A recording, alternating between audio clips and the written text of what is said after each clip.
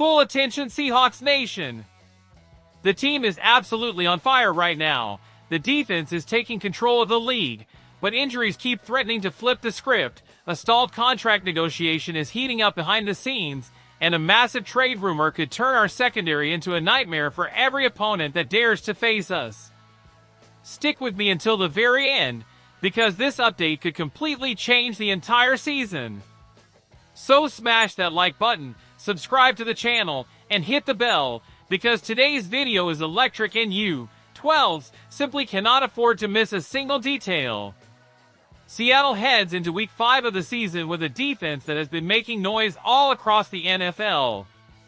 It's no exaggeration to say Mike Macdonald's work is already shaping this group into one of the most dominant units we've seen in recent years. Just look at the ESPN numbers. The Seahawks rank top 2 in both pass rush win rate and run stop win rate.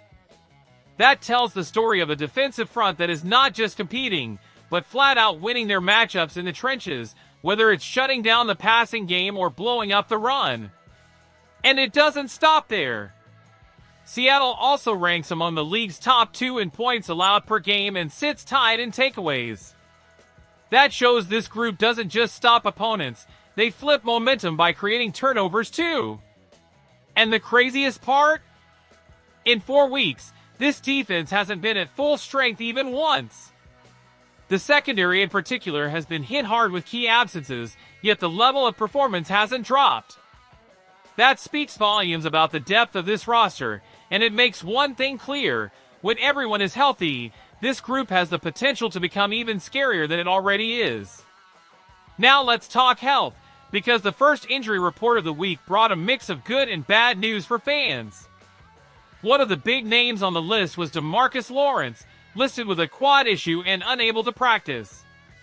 If he can't go, the run defense will take a serious hit, because Lawrence is a cornerstone in that phase of the game. The likely stand-ins would be Derek Hall or Boy Mafe, tasked with lining up opposite Uchenna Nwosu and carrying the load. More concerns came with Julian Love and Devin Witherspoon, who both sat out due to muscle and knee problems. These two have already missed time this season, and their absence against the Buccaneers could deal a huge blow to the secondary's ability to lock down the passing game. But it's not all bad news. Rookie Nick Emmanwori is finally back. He played just a handful of snaps in the opener against the 49ers before going down with an ankle sprain, but now he's set to return and help bolster the rotation in the secondary. Having this young talent available again could be vital when facing Baker Mayfield and the Bucs attack. In what's shaping up to be a tough, physical home game, the injury factor could end up deciding everything, and the fan base is already glued to each update as the week unfolds. Shifting gears to the business side of things, there's a contract saga heating up that's getting more attention every day. We're talking about Kobe Bryant's situation. ESPN's Brady Henderson reported that the Seahawks tried to strike a deal with the safety before training camp, but the two sides were miles apart.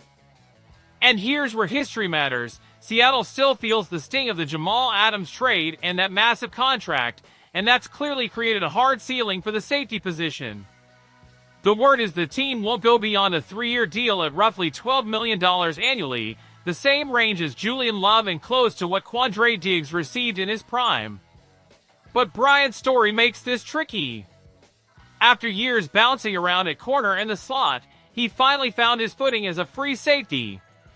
Last year, when he stepped in for Rayshawn Jenkins and paired with Love, he showed instincts, vision, and ball skills, pulling down 2 interceptions and holding opposing QBs to a 77.3 passer rating when targeted. That was a huge leap compared to before, and it reignited hope that he could be a long-term starter.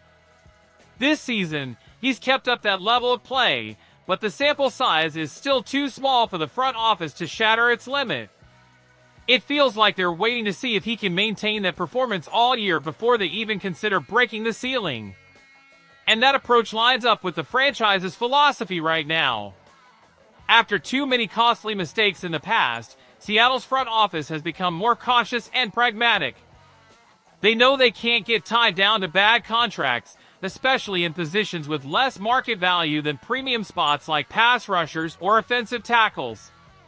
The dilemma is obvious though. If Bryant continues to shine, keeping him in a bargain deal may become impossible.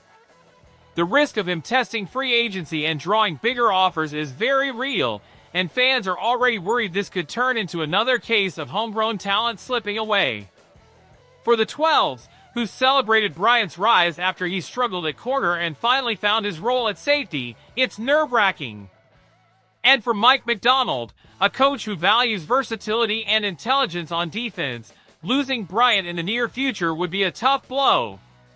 And just when the conversation is already hot, a bigger bombshell explodes, the rumor that the Seahawks should target Denzel Ward of the Cleveland Browns in a pre-deadline trade. Sports Illustrated's Matt Verderame suggested Seattle could offer a second-round pick to bring him in.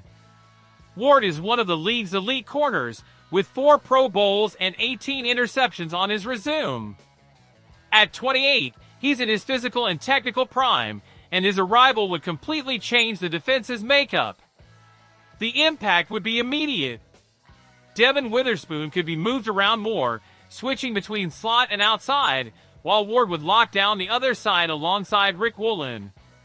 And let's be honest, Woolen hasn't quite repeated his rookie magic, giving up some big plays in key moments.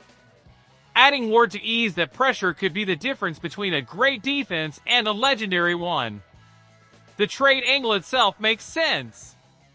Cleveland, despite having the NFL's best defense statistically, sits at 1-3 and just switched quarterbacks. That could lead GM Andrew Berry to consider stacking draft capital for the future.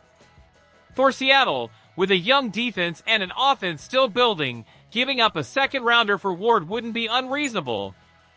And the numbers back it up. Nearly 100 passes defended and multiple defensive touchdowns. Ward is the type of player who walks in and instantly shifts the energy of a team. Now picture it, a secondary of Ward, Witherspoon, Woolen, Love, and Bryant. That's pure chaos for opposing offenses. Youth, speed, and elite experience all packed into one group. Add that to a pass rush that's already among the NFL's best, and it's no wonder fans are buzzing. Macdonald has a legitimate shot at recreating the kind of defensive environment Seattle hasn't seen since the Legion of Boom. Sure, it's too early for direct comparisons, but the blueprint is taking shape. Bringing in Ward would basically fast-track the process, shaving years off the rebuild timeline. Right now, Seattle has a lot on its plate, dealing with injuries that could shape the outcome of the upcoming matchup against the Buccaneers, navigating the contract standoff with Kobe Bryant that could either become a headache or a long-term win, and weighing the explosive possibility of pulling off a Denzel Ward trade that could flip the entire league's perception of this team. So now it's your turn. 12s, which of these storylines hits you the hardest? Is it the anxiety around the injury list? The uncertainty over Bryant's future? Or the excitement of imagining Denzel Ward in blue and green? Drop your thoughts down below, because here, the voice of the 12s always matters. And of course, don't forget to like the video, subscribe to the channel, and hit that bell, because there's a whole lot more coming that could change the course of this season. We're in this together. Go Hawks!